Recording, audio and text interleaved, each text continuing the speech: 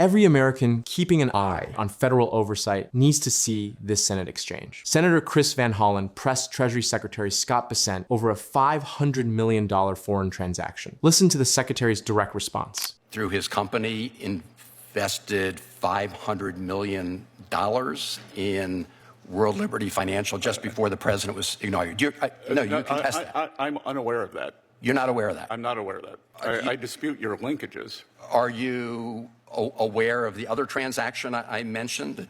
Essentially, $2 billion. Seriously, I'm not. So it's a false equivalent. Mr. Secretary, what you've done is provided a windfall to very wealthy people who don't pay their taxes. Senator, why would I do that? When a number that large is placed on the official record, every taxpayer deserves to hear the full story. Here's how this intense questioning unfolded from the start. I wanted to ask you a little bit about your recent conversations with folks in the government of the UAE. As I'm sure you probably know, President Trump and his family have done a very brisk business with the UAE over the last few years. There was the $500 million that Sheikh Tahnoon, the UAE's national security advisor and brother of the president, invested in World Liberty Financial, which is the Trump family crypto venture, right before the president's inauguration. There was the $2 billion in World Liberty's stablecoin that Sheikh Tahnoon used to invest in Binance, a deal that effectively handed World Liberty $2 billion in cash at the same time that the United States government relaxed our export controls on high-end AI and chips to UAE companies. And now, I understand that the UAE is looking for a swap line. The war in Iran has already cost us dearly. In my view, it's been a huge mistake, made us less safe and a lot worse off. In addition to lives lost, we're talking about over $1 billion a day in taxpayer money. We're talking about higher gas prices, higher prices overall. And now we understand that the UAE is asking you to provide them a swap line through the Exchange Stabilization Fund. Mr. Secretary, can you talk about this request and whether or not you expect to support it? Senator, I would dispute much of what you earlier said and any linkages to this swap line. Many of our Gulf allies have requested swap lines. You would have just read about the UAE, and swap lines, whether it's from the Federal Reserve or the Treasury, are to maintain order in the dollar funding markets and to prevent the sale of the U.S. assets in a disorderly way. So the swap line would both benefit the UAE and the U.S. And as I said, numerous other countries, including some of our Asian allies, have also requested them. Mr. Secretary. Secretary Bessent chose his words with extreme care. He did not dispute that the $500 million deal occurred. He disputed the connection to the requested swap line. But the Exchange Stabilization Fund is no routine account. It is an emergency reserve of over $200 billion, managed directly by the Treasury with minimal oversight. When hundreds of millions in overseas capital intersect with federal emergency funds, the public deserves total clarity. Before we continue to the next clip, tell us in the comments if you find the Secretary's defense convincing.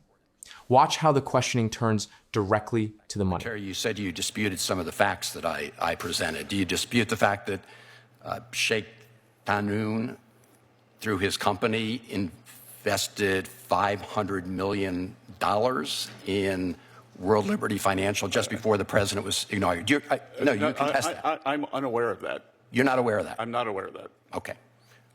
I dispute your linkages. Are you aware of the other transaction I mentioned? Essentially, $2 billion. Seriously, I'm not. I mean, it's been so widely reported, Mr. Secretary, and been the subject of lots of questions. In fact, I believe I've asked you about this in the past. Seriously? That single word from Senator Van Hollen carries far more weight than it first appears. It was a senator telling a sitting Treasury Secretary on camera that his answer was not credible. These multi-billion-dollar deals were not obscure. They were covered extensively by major financial outlets throughout 2024 and 2025. Notice that Secretary Bessent did not pause or offer to check the record. He issued an instant, flat denial. An answer this rapid on major sovereign transactions leaves viewers with a straightforward question. Was he genuinely uninformed, or had he prepared his responses before entering the room? Which of those two possibilities concerns you more? The hearing now shifts off UAE capital entirely, turning to the IRS and 27,000 lost jobs. Watch what happens next. Let me go back to the issue of how funds are being used at the IRS, because part of the purpose for providing the IRS with some additional funds was specifically to go after very high-end individuals, taxpayers who are not paying their taxes, not paying what is due to the good of the country. And as a result of that, according to CBO, we're actually going to see deficits go up. So deadbeat rich people will get away not paying their taxes, deficits go up. But the direct file was intended to give sort of working people a little bit of relief, and it did save on average $160 and got very good reviews in terms of people's experience with it. It does go to the larger question of the IRS, which has lost 27,000 employees through actions such as RIFs, the Deferred Resignation Program, and early retirement. 27,000 employees left because of those actions, right? Yes, sir, which there was quite a bit of bloat during the Biden years. Really? So we were just getting back to a more normalized level. So, Mr. Secretary, you had to hire a lot of those people back, right? We hired some people back in specific areas, not a lot of those, sir. Yeah. But how much did it cost to both first let people go and then go back and have to rehire a bunch of them? Again, it was not a bunch of them, and we have made very large gains in technology. Bessent called 27,000 federal workers bloat, framing workforce reductions as common sense downsizing. But the numbers tell a more complicated story. According to the nonpartisan Congressional Budget Office, scaling back IRS enforcement capacity actually increases the national deficit as unpaid taxes from top earners go uncollected. At the same time, the direct file program, which saved everyday working filers an average of $160, was dismantled. When basic taxpayer tools disappear while enforcement on high-income evasion drops, it raises an essential question. Does cutting agency staff create real efficiency or just shift the tax burden onto everyday households? Tell us your view on that balance. Now watch what happens as Senator Van Hollen confronts the Secretary with the Treasury's own Inspector General report documenting declining public service. Technology. Are you aware of the fact that the Treasury Inspector General for Tax Administration released a report in January showing how the IRS service delivery has declined because of these changes? Have you seen that? What I've seen, Senator, is that the Democrats said that the filing system was going to be a disaster. It's been a home run. And what you are nitpicking me on now is the difference between answering a call in 6 minutes and 9 minutes. Yeah. And, sir, let me tell you the way the calls used to work. That the IRS under the Biden administration would answer the call and a taxpayer in 6 minutes, and a taxpayer would be on hold for 20 or 30 minutes. Now, when the taxpayer's call gets answered, they get serviced right away. So it's a false equivalent. Mr. Secretary, what you've done is provided a windfall to very wealthy people who don't pay their taxes. Senator, why would I do that? Why would I do that? What is your theory of the case, because this What is your theory of the case? Because Mr. Secretary, because this Senator's time has expired. Senator has time after time tilted the tax code in favor of very wealthy. Dismissing an official Treasury Inspector General report as nitpicking over 3 minutes brushes aside a critical finding. That audit was not produced by political opponents. It was conducted by the Treasury Department's own independent internal watchdog, tasked specifically with monitoring IRS operations for Congress. When an agency's internal monitor warns that service delivery has dropped, that is a serious red flag on public administration. Secretary Bessent did not address the substance of those documented breakdowns. Instead, he shifted the conversation to call routing hold times and declared the outcome a home run. But whether a phone is answered quickly and whether a taxpayer's issue actually gets resolved are two entirely different things. For millions of older Americans and working households living on fixed incomes, getting through to a real person at the IRS is essential to resolving mistakes, securing overdue refunds, and avoiding unfair penalties. Wealthy individuals have teams of attorneys to handle complex tax disputes, but everyday citizens rely on a functional agency. Calling documented decline nitpicking avoids a simple reality. When public service erodes, ordinary taxpayers bear the cost. Then came the sharpest moment of the entire hearing. Van Hollen said Bessent had provided a windfall to very wealthy people who do not pay their taxes. Bessent's response was to ask the same question twice in a row. Why would I do that? Repeating a question like that in a formal hearing is rarely spontaneous. It is a technique. It shifts the burden back to the questioner, forces them to articulate a theory rather than simply cite facts, and buys time. It also, in this case, ran the clock. The chairman cut Van Hollen off mid-sentence, and Bessent never finished his own answer. That incomplete sentence is significant. Because I am committed to collecting. Committed to collecting what? No one in that room got to hear the end of it.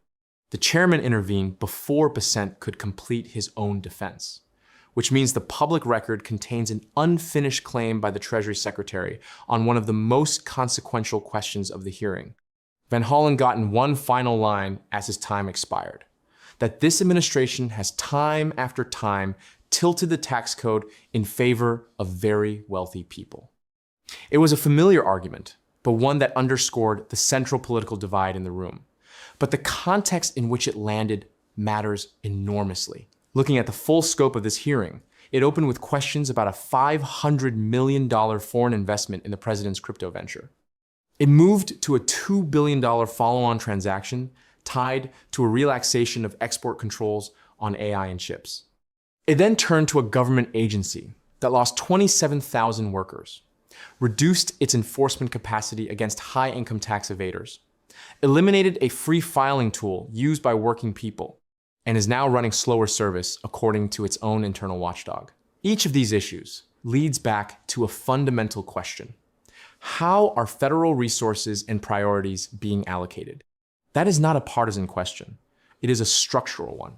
Governments of both parties have faced it. What makes this exchange distinct is that the specific facts raised the investments, the swap line request, and the timing of export decisions brought that question into sharp focus. These are not abstract policy disagreements. They are concrete transactions with documented dollar amounts and identifiable actors. Sheikh Tahnoun bin Zayed Al Nahyan, the man Van Hollen named, is not a minor figure. He is the UAE's national security advisor and the chairman of one of the world's most powerful sovereign wealth vehicles. His investment portfolio extends across technology, artificial intelligence, finance, and infrastructure on every continent. When someone with that kind of reach puts $500 million into a venture associated with a sitting president weeks before that president takes office, and then the same country receives relaxed export controls on cutting-edge AI chips, and then asks for a Treasury swap line, the sequence of events creates a question that responsible oversight absolutely requires someone to ask. Bessent said he was unaware of the investments. He may be telling the truth. But unawareness at that level, on transactions so widely reported and directly relevant to his portfolio, raises significant oversight questions.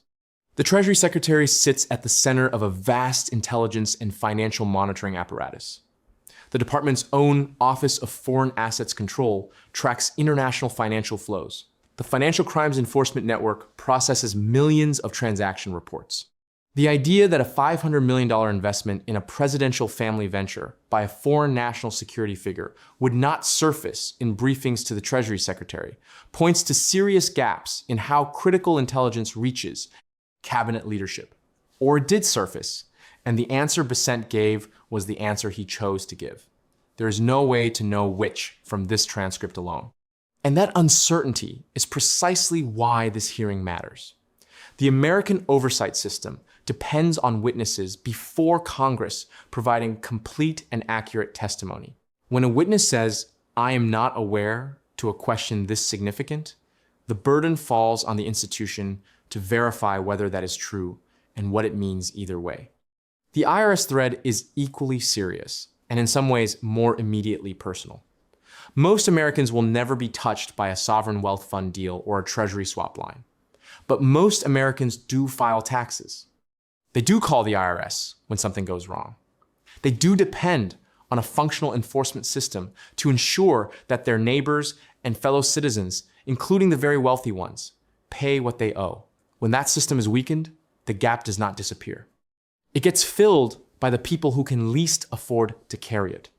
Ordinary filers who cannot hire attorneys to find the edges, who do not have the leverage to delay or dispute, who simply pay what is assessed and move on. The CBO projection Van Hollen cited, that deficits will rise as a result of reduced IRS enforcement, reflects something fundamental about how tax systems work. Enforcement is not punitive for its own sake. It is what makes voluntary compliance rational. When high-income individuals and corporations see that the agency tasked with auditing them has lost a third of its workforce and is running slower on every metric, the calculus changes. The IRS audit rate for millionaires dropped dramatically in the years after prior budget cuts, and the research on what follows that drop is consistent. Underreporting increases, gap widens, everyone else absorbs more of the load. Bessent pushed back by calling it a home run. He pointed to call times and technology improvements and implied the whole conversation was Democrats making a mountain out of a molehill. But a home run for whom? The filer who used Direct File and saved $160 no longer has that tool. The working family that needed a human IRS employee to resolve a problem is now waiting 3 minutes longer just to get someone on the line. The wealthy individual whose audit was deprioritized because the agency does not have the staff to pursue it is having a very different experience of this administration's tax policy. What Bessent never answered, because Van Hollen's time ran out before he could be pressed further, is whether any of this is coordinated, whether decisions about IRS staffing, audit priorities, Direct File, and enforcement targets were made on the merits, or whether they reflect something more structural about who this administration considers its core constituency.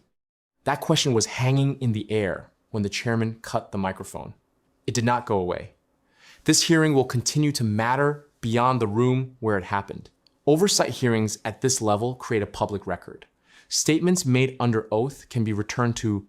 Claims of unawareness can be tested against documents and communications that may eventually surface through other inquiries. Van Hollen has now established on the record that he asked Bessent about these transactions directly, and Bessent said he did not know. If evidence emerges later that contradicts that, the record of this exchange becomes the starting point for something much larger. The fundamental questions raised in that room reach far beyond a single committee hearing. This exchange touched on where the line is drawn between high-level private financial ventures and federal governance, and what it means when cabinet officials claim unawareness of transactions that made global headlines. How do you view the accountability of our leaders in moments like this? Share your perspective in the comments below. If you value straightforward, fact-based congressional coverage without partisan spin, consider subscribing to The Politics Report.